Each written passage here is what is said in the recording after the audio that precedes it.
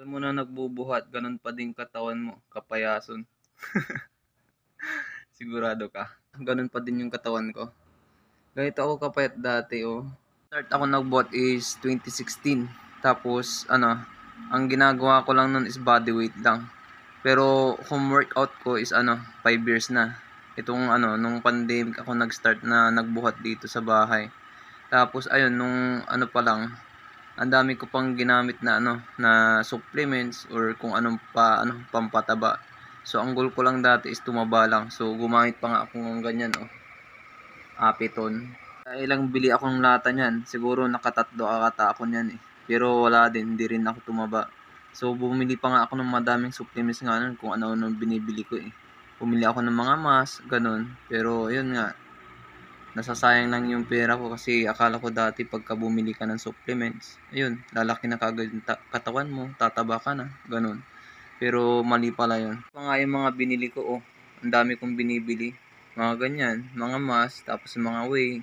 Basta madami pa akong binili niyan kaso hindi ko na pinicturean yung iba, eh. Tapos ayun, nung nakikita ko lang improvement nung supplements ako, lalo lang din akong pumapayat. Ayun, nag-focus na lang ako sa mga solid foods. Tapos ayun, nung nakita kong lumalaki yung katawan ko sa solid foods, ayun, nag-focus na lang ako sa mga chicken breast, sa eggs, ganun. So sinasabi mo nga ganun pa din yung katawan ko. So tignan mo nga yung old kong katawan, ganyan. Ganyan ako kapayat. Tapos ito naman yung yung ngayon lang. Oh, 'di ba may progress? Ganun pa din ba yung katawan ko niyan? Pareho ba? Oh.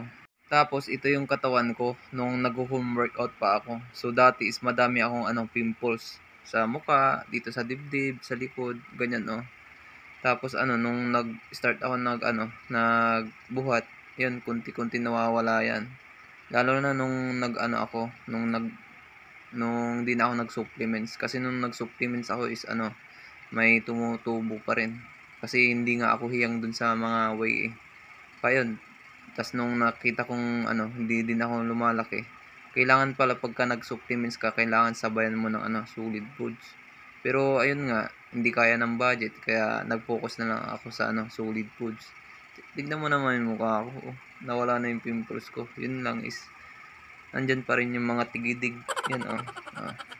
Pero wala na tayong masyadong pimples.